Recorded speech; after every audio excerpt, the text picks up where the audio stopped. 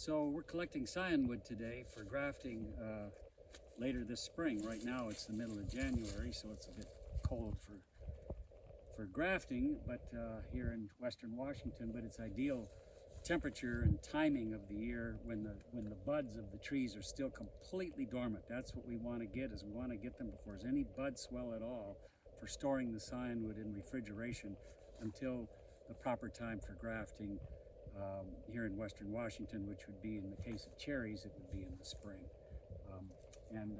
So we want to cut the scionwood. These are the prunings of last summer's growth that we're going to utilize for grafting. So what we want to first distinguish is between last summer's vegetative growth and the older wood, which is fruit-bearing wood. So what we're seeing, these projections here, are actually the dormant flower buds. Each one of these flower buds will become a cherry fruit next summer after flowering, assuming they get pollinated. Whereas these buds here are leaf buds. So these buds, which are produced on these spurs, which just grow a fraction of an inch each year. So these spurs could be, a spur like this could be 8 or 10 years old. It just grows a very tiny bit every year. But this is last summer's growth, which is ideal for pruning now to make scionwood for grafting fruit trees this spring. And so all we need is really one good bud to make a graft. And so from a stick like this, I can get multiple grafts, probably 3 or 4 easily, or if not more. So that's what we want to do, is we want to collect scionwood, the prunings from a named variety, in this case of a cherry tree, that we will then store in a Ziploc bag with a damp piece of paper, labeling the bag and keeping it as close to freezing, without freezing it, but close to freezing as possible in like a refrigerator, until which time we're going to start grafting. So if we were to graft with this kind of wood here, with the flower-bearing spur wood, all we'd get is a flower and no growth at all. So we want to have dormant leaf buds for storage for scionwood. Okay, here we have an apple tree, same deal, where the spurs flower every year, and they only grow, on apples, they'll only grow like a 1/16 of it or an 1/8 of an inch a year, these spurs. They grow very little, whereas this is last summer's vegetative growth. So this is worthless for grafting, and this wood here at the end is last summer's growth, is ideal for pruning as scionwood for grafting apples.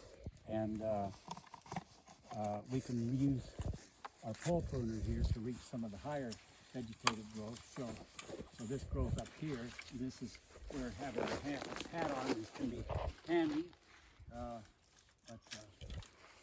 And you definitely want to look away when the wood is falling, so that it doesn't land in your eye or something like that. And that's where the hat can be helpful as well.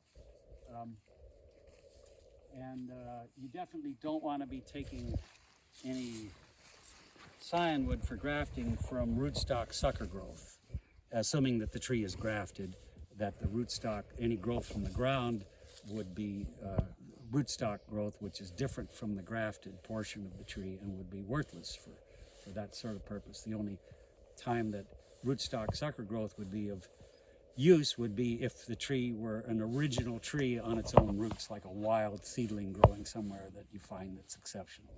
Then the rootstock sucker growth could be used. Otherwise, what you want is the vegetative growth going straight up from last summer's growth. Apples and pears and cherries are some examples of fruit trees that produce their fruit on spurs, these short stubby growths, whereas other fruit trees such as peaches and nectarines and apricots and almonds produce flowers on the new growth. So here we have a hazelnut. Now hazelnuts bloom in the winter. This is normal for these catkins to be extending their male flower, pollen really bearing catkins this time of the year. It's a little early. In a few days, when I tap these catkins, they'll be releasing a cloud of yellow pollen. So this is the male flower. The female flowers are these tiny little red tips, these pistils extending at these dormant buds are actually a cluster of female flowers. There's one there and there's one there. Whereas this next bud up here on the stem is a leaf bud, and there's another leaf bud. But on some of these, here's another flower bud. It looks just like a leaf bud, except that it's got the pistils. So if you were to graft this portion with this as the top piece bud, that's not going to grow into a tree. That's going to grow into a flower. And I mean, it grow into a nut maybe if it got pollinated, but that's it. They would not grow any.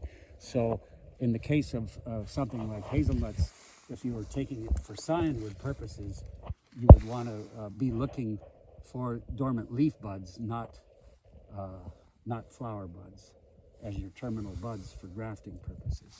But other than that, you can cut this off here, get rid of this low stuff here, and have a dormant bud there and there for actual grafting purposes. That would be a good piece of scionwood right there. So hazelnuts are kind of unique in their floral. Fortunately, even though it's the middle of winter, these flowers are quite hardy. They're hardy to about 0 degrees and still able to get pollinated and produce nuts.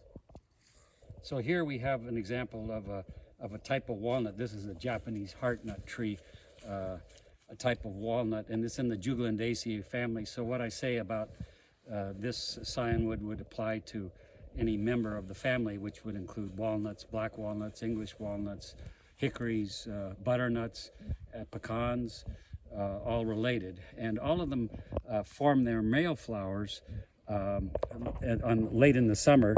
And this is what I'm touching is the male flower right here, known as a catkin. Now this catkin, which right now is less than 1/4 of an inch, by the time it's releasing its pollen in April, will be about 8 to 10 inches long. And but behind it is a leaf bud. And so on a lot of these, you'll see catkin after catkin. So you want to make sure that you're not just leaving catkins as your dormant buds when grafting members of this family of plants. So in this case, the male catkin can just be knocked off in favor of the dormant leaf bud there. So once cut, then we store our scionwood, our prunings, in a Ziploc type bag so that the bag can be sealed.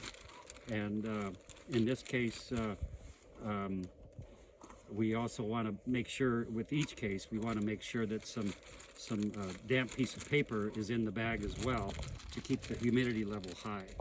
And but you can store a number of pieces of scionwood for grafting purposes in a single bag, and then make sure there's some damp paper inside and that it's properly labeled so that you know what you have. And then this can be refrigerated for up to a half a year and still be viable for grafting in June. In the case of walnuts around here, you can't graft them unless your daytime temperature is in the 70s or higher. So you need to store it for a very long period of time before you can get those kind of ambient temperatures, unless you're grafting in a greenhouse or using a hot pipe or something like that to ensure that the graft union gets heated properly to the necessary level for the union to take place. Well, Georgie and Ginger and I thank you for watching.